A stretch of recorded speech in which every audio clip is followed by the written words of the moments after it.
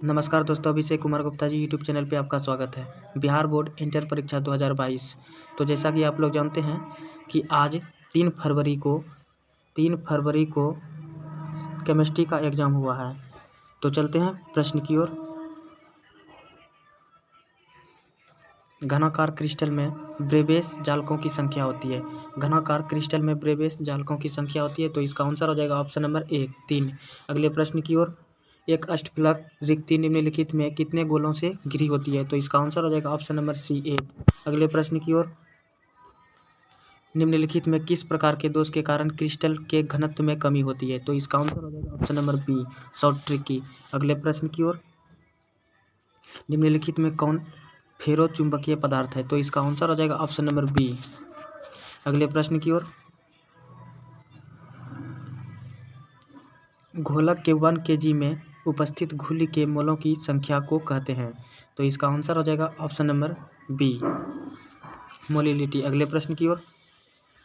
वैसा घोल जो एक निश्चित ताप पर संयोजन में बिना किसी प्रकार के परिवर्तन में उबलता है उसे कहते हैं? तो इसका आंसर आप लोग कमेंट करिएगा। चलते हैं अगले प्रश्न की ओर।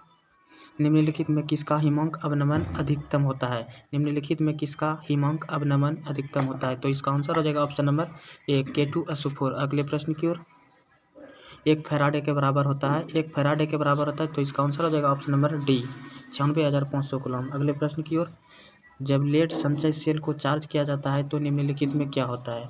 जब लेड संचय सेल को चार्ज किया जाता है तो निम्नलिखित में क्या होता है? तो इसका आंसर हो जाएगा ऑप्शन नंबर बी H2SO4 पुनः उत्पन्न होता है। अगले प्रश्न की ओर। हाइड्रोजन ऑक्सीजन सेल निम्नलिखित में किस तरह का सेल है? हाइड्रोजन ऑक्सीजन सेल निम्नलिखित में किस तरह का सेल है? तो इसका आंसर हो जाएगा ऑप्शन नंबर सी ईंधन सेल। अगले प्रश्न की ओर। किसी रासायनिक अभिक्रिया की दर समय के साथ घटती है, बढ़ सकती है, घट या बढ़ सकती है? अगले प्रश्न की ओर। निम्नलिखित में प्रथम कोटि की अभिक्रिया नहीं है, तो इसका आंसर हो जाएगा ऑप्शन नंबर डी। अगले प्रश्न की ओर। रासायनिक अभिक्रिया 2O3-3O2 निम्न प्रकार से होती है, तो इसका आंसर हो जाएगा ऑप्शन नंबर बी। अगले प्रश्न की ओर। अधिकांश अभिक्रियाओं के लिए ताप गुणांक का मान निम्नलिखित में किसके बीच में रहता है? तो इसका आंसर हो जाएगा ऑप्शन नंबर 1 2 और 3। अगले प्रश्न की ओर। निम्नलिखित में कौन लायोफिलिक कोलाइड नहीं है? तो इसका आंसर हो जाएगा ऑप्शन नंबर सी कुआसा। अगले प्रश्न की ओर। कोलाइड कणों का आकार निम्नलिखित में किसके बीच होता है? तो इसका आंसर हो जाएगा ऑप्शन नंबर 1। अगले प्रश्न की ओर। स्टार्च के जल अपघटन में निम्नलिखित में किस एंजाइम का उपयोग होता है? तो इसका आंसर हो जाएगा option number C D diastase. अगले प्रश्न की ओर। रासायनिक अधिशोषण की दर ऑप्शन नंबर डी हो जाएगा इसका आंसर दाब बढ़ने से बढ़ती है। अगले प्रश्न की ओर। पृथ्वी की परत में सबसे अधिक मात्रा में पाया जाने वाला धातु, तो इसका आंसर हो जाएगा ऑप्शन नंबर 1 एल्यूमिनियम। अगले प्रश्न की ओर। सल्फाइड अयस्कों का सांद्रण प्रायः निम्नलिखित में किसके द्वारा होता है? सल्फाइड अयस्कों का सांद्रण प्रायः निम्नलिखित में किसके द्वारा होता है? तो इसका आंसर हो जाएगा ऑप्शन नंबर सी फैन उत्तोलन विधि द्वारा। अगले प्रश्न की ओर। निम्नलिखित में कौन धातु का निष्कर्षण विद्युत विच्छेदन की क्रिया के द्वारा नहीं होता है? तो इसका आंसर हो जाएगा ऑप्शन नंबर 1 सोडियम। अगले प्रश्न की ओर। हूप की विधि के द्वारा निम्नलिखित में किस धातु का शोधन होता है? तो इसका आंसर हो जाएगा ऑप्शन नंबर बी एल्यूमिनियम। अगले प्रश्न की ओर। निम्नलिखित में कौन सबसे कम क्वथनांक वाली गैस है? तो इसका आंसर हो जाएगा ऑप्शन नंबर बी हीलियम। अगले प्रश्न की ओर। निम्नलिखित में कौन सिर्फ एक ही ऑक्सी अम्ल बनाता है? तो इसका आंसर हो जाएगा ऑप्शन नंबर 1 F2। अगले प्रश्न की ओर। एसेट में सल्फर की ऑक्सीकरण व्यवस्था है, तो इसका आंसर हो जाएगा ऑप्शन नंबर डी 0। अगले प्रश्न की ओर।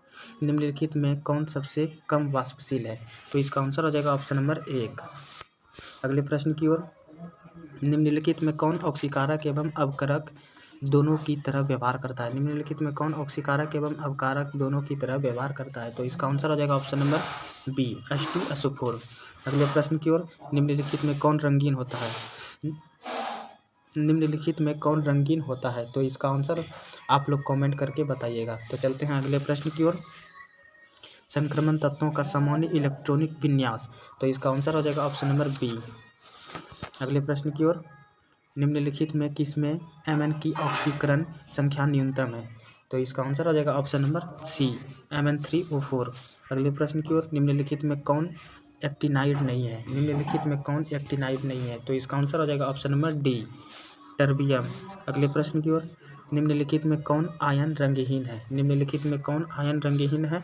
तो इसका आंसर हो जाएगा ऑप्शन नंबर एक, Cu+। निम्नलिखित में कौन आयन प्रतिचुंबकीय है? निम्नलिखित में कौन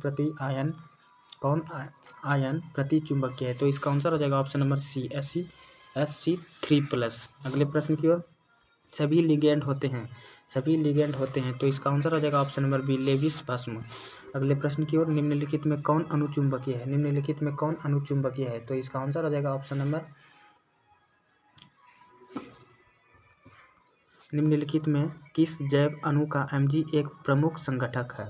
तो इसका आंसर हो जाएगा ऑप्शन नंबर बी, क्लोरोफिल। अगले प्रश्न की ओर, वह जटिल आयन जिसमें केंद्रीय धातु परमाणु में कोई डी इलेक्ट्रॉन नहीं है। तो इसका आंसर हो जाएगा ऑप्शन नंबर एक, MnO4। अगले प्रश्न की ओर, कौन कथन गलत है? तो इसका आंसर हो जाएगा ऑप्शन नंबर एक। अगले प्रश्न की ओर, निम्नलिखित में किस यौगिक का उपयोग अग्निनाशक में होता है? निम्नलिखित में किस यौगिक का उपयोग अग्निनाशक में होता है?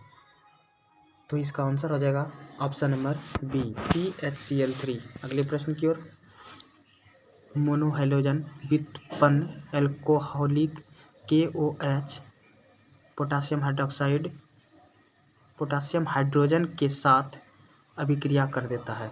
तो इसका आंसर हो जाएगा ऑप्शन नंबर बी, एल्कीन। अगले प्रश्न की ओर, वह अभिकर्मक जिसका उपयोग ब्यूटेन 1 ऑल से 1 ब्रोमोब्यूटेन बनाने में होता है। तो इसका आंसर हो जाएगा ऑप्शन नंबर डी, PbR3। अगले प्रश्न की ओर, निम्नलिखित में कौन यौगिक बनाता है? तो इसका आंसर हो जाएगा ऑप्शन नंबर सी। अगले प्रश्न की ओर, निम्नलिखित में कौन आयोडोफॉर्म परीक्षण देता है? तो इसका आंसर हो जाएगा ऑप्शन नंबर सी, CH3COH। अगले प्रश्न की ओर, निम्नलिखित में किसमें बड़े पैमाने पर मैथिल अल्कोहल बनाया जाता है? तो इसका आंसर हो जाएगा ऑप्शन नंबर एक, पायरोलिग्नियस अम्ल से। अगले प्रश्न की ओर, निम्नलिखित में कौन क्रियाशील मूलक अल्कोहल में उपस्थित रहता है? तो इसका आंसर हो जाएगा ऑप्शन नंबर एक, OH ऑल। अगले प्रश्न की ओर, निम्नलिखित में कौन सर्वाधिक अम्लीय है? तो इसका आंसर हो जाएगा option number C, M chlorophenol. अगले प्रश्न की ओर, मेटाक्लोरोफिनॉल। तो चलते हैं अगले प्रश्न की ओर, प्राइमरी अल्कोहल का उत्प्रेरक निर्जलीकरण से मिलता है। तो इसका आंसर हो जाएगा ऑप्शन नंबर बी, ईस्टर। अगले प्रश्न की ओर, जब एसिटिलीन को तनु H2SO4 से HgSO4 की उपस्थिति में प्रवाहित किया जाता है तब जो यौगिक बनता है वह है। तो इसका आंसर हो जाएगा ऑप्शन नंबर सी, एसिटल्डिहाइड। अगले प्रश्न की ओर, अभिक्रिया R bond C double bond O bond Cl plus H2 PD dash PD by BaSO4 dash RCCHO plus HCl को कहते हैं। तो इसका आंसर हो जाएगा ऑप्शन नंबर बी, रेजोन-मुंड अभिक्रिया। अगले प्रश्न की ओर, निम्नलिखित में कौन एल्डोल संघनन नहीं देता है? तो इसका आंसर हो जाएगा ऑप्शन नंबर एक, मेथेनॉल। अगले क्वेश्चन की ओर, जब फॉर्मल्डिहाइड की अभिक्रिया अमोनिया से कराई जाती है तो निम्नलिखित में किस यौगिक का निर्माण होता है? तो इसका आंसर हो जाएगा option number B, hexamethylene tetramine. अगले प्रश्न की ओर, निम्नलिखित में कौन एस्टर का क्रियाशील मूलक है? तो इसका आंसर हो जाएगा option number C, COOR bond COOR। अगले प्रश्न की ओर, निम्नलिखित में किसके द्वारा फॉर्मिक एसिड एवं फॉर्मल्डिहाइड में अंतर किया जा सकता है? तो इसका आंसर हो जाएगा ऑप्शन नंबर सी, फेलिंग का घोल। अगले प्रश्न की ओर, अभिक्रिया RCOOAg+Br2 dash CCl4 RBr plus AgBr plus CO2 को कहते हैं। तो इसका आंसर हो जाएगा ऑप्शन नंबर बी, हंस-टीकर अभिक्रिया। अगले प्रश्न की ओर, पायरोलिग्नियस अम्ल में रहता है, पायरोलिग्नियस अम्ल में रहता है। तो इसका आंसर हो जाएगा option number B, 50% acetic acid. अगले प्रश्न की ओर, CH3 बॉन्ड NH2 है एक। तो इसका आंसर हो जाएगा ऑप्शन नंबर एक, primary amine. No sorry tertiary amine इसका आंसर हो जाएगा। अगले प्रश्न की ओर, जलीय घोल में निम्नलिखित में सबसे सबल भस्म कौन है? जलीय घोल में निम्नलिखित में सबसे सबल भस्म कौन है? तो इसका आंसर हो जाएगा ऑप्शन नंबर डी। अगले प्रश्न की ओर, C3H9N अणुसूत्र के द्वारा निम्नलिखित में से किसे व्यक्त किया जाता है? तो इसका आंसर हो जाएगा ऑप्शन नंबर डी, इनमें से सभी। अगले प्रश्न की ओर, निम्नलिखित में किसको अपकृत करने से सेकेंडरी एमीन प्राप्त होता है? तो इसका आप लोग कमेंट करके बताइएगा। अगले क्वेश्चन की ओर, गन्ने की चीनी के जल अपघटन से निम्नलिखित में क्या मिलता है? तो इसका आंसर हो जाएगा ऑप्शन नंबर सी, ग्लूकोज एवं फ्रुक्टोज। अगले प्रश्न की ओर, एंजाइम है एक प्रोटीन। अगले प्रश्न की ओर, विटामिन सी है एक एस्कॉर्बिक एसिड। अगले प्रश्न की ओर, निम्नलिखित में किसके कोबाल्ट में उपस्थित है? तो इसका आंसर हो जाएगा option number D, vitamin B12 है। अगले प्रश्न की ओर, निम्नलिखित में कौन योगशील बहुलक है? तो इसका आंसर हो जाएगा ऑप्शन नंबर डी, डेक्रोन। अगले प्रश्न की ओर, F2C बराबर CF2 निम्नलिखित में किसका एकलक है? तो इसका आंसर हो जाएगा ऑप्शन नंबर एक, टेफ्लॉन। अगले प्रश्न की ओर, क्लोरोक्वीन है एक। तो इसका आंसर हो जाएगा option number C, anti malarial. अगले प्रश्न की ओर, निम्नलिखित में कौन ब्रॉड स्पेक्ट्रम एंटीबायोटिक नहीं है? निम्नलिखित में कौन ब्रॉड स्पेक्ट्रम एंटीबायोटिक नहीं है? तो इसका आप लोग कमेंट करके बताइएगा। तो चलते हैं अगले प्रश्न की ओर, निम्नलिखित में कौन गैमेक्सिन है? तो इसका आंसर हो जाएगा option number C, benzene hexachloride. अगर आपको अच्छा लगा तो चैनल को सब्सक्राइब करें एवं बेल आइकन को दबाना ना भूलें। जय हिंद, जय भारत, धन्यवाद।